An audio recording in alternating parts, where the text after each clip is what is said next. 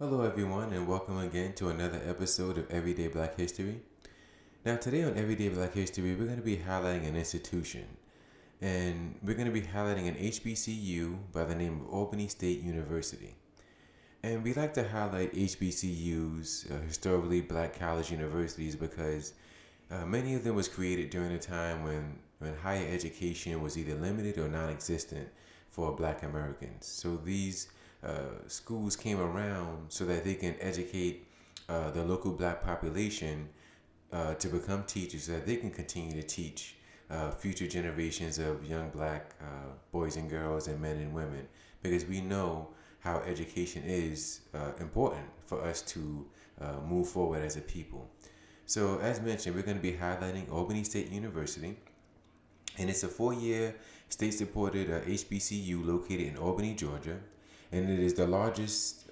It is one of the largest HBCUs not only in the state of Georgia but in the country as well. Now, just a little background info on Albany State.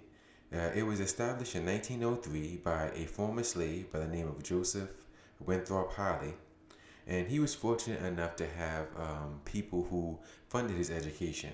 A reverend and his wife sent him to Brainerd Institute and then Revere Lay College in Massachusetts. And while he was attending Revere Lay, he got to know one of the school's trustees, which is a New England businessman by the name of Roland Hazard. Hazard took a liking to Joseph Harley and arranged for him to continue his education at the Phillips Academy in Andover, Massachusetts. John Harley aspired to become a minister and prepared for that by completing his education at Lincoln University. And we did an episode at Everyday Black History on Lincoln University. Is one of the oldest HBCUs ever established.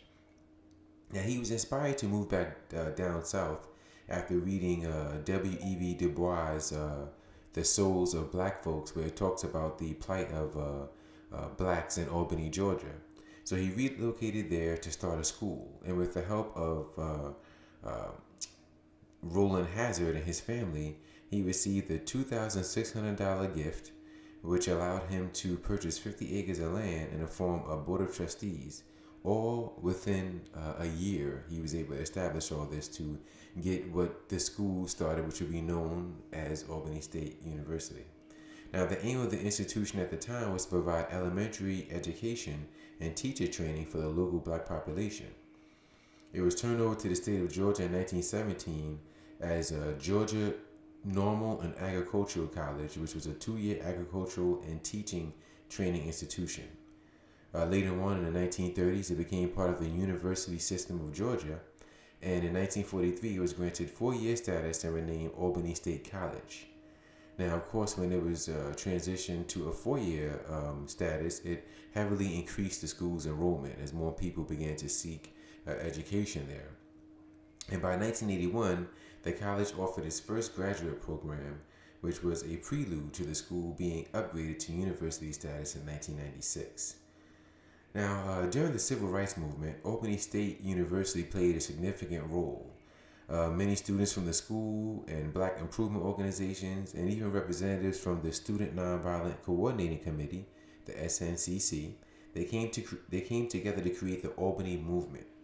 And the movement was so large that it brought civil rights leaders to the town, including Martin Luther King. And it resulted in more than 1,000 arrests of black protesters who were seeking equal rights for blacks, during the civil rights movements. That's what the civil rights movement was mainly about. And it reached a pinnacle in 1961 when 2 Albany University students were arrested while at a bus station in a white waiting room to buy tickets to go home after they refused to leave. The Albany State president at that time, William Dennis, was so fearful of losing his position that he suspended and expelled the schools, which engendered a great deal of animosity from the black community in the student body, which caused more protests. But those 2 students, as well as many other people who were involved in the Albany movement, went on to become prominent members of the civil rights movements, They became historians, and as a way, I guess, to apologize for the blunder, Albany State in 2011 gave out 32 students who were expelled during the civil rights movement honorary degrees. They were granted honorary degrees. And the school awarded 31 honorary baccalaureate degrees and 1 honorary doctorate degree to one of the students who were arrested in that bus station. Another student at Albany State during that time of the civil rights movement, Bernice Johnson Reagan, who's a noted cultural historian, was honored with a honorary doctorate degree in 2011. And in the 1990s, Albany State, the university's system's board of regent, approved 2 schools to merge, Albany State and the Georgia Institute of Technology, and which made it Albany State University. And today, it continues to provide a wide range of educational opportunities to the residents of Georgia. And it's also one of the top HBCUs, and not only in the state of Georgia, but in the country. Portia Shields, who was the president of Albany State during the 1990s, created the Holly Institute summer program, which consists of an intense 4 weeks of study to help high school students improve low SAT scores and gain admission to college. The program has a near 100% success rate and has received praise from the State Board of Regents as well as in other places for a success rate. As time went on in the 2000s, a new stadium was opened in 2004, new housing units were opened in 2006, and by 2015, the Board of Regents of the University System of Georgia announced the consolidation of Albany State and Dartmouth State College, which made it one of the, as mentioned, one of the largest HBCUs in the state of Georgia and one of the largest in the United States. Albany State is one of the premier HBCUs in the country, along with Fisk and Howard and Morehouse and Spelman and FAMU out in Florida. Albany State is one of the most well-known HBCUs, and some notable alumni attended and graduated from Albany State.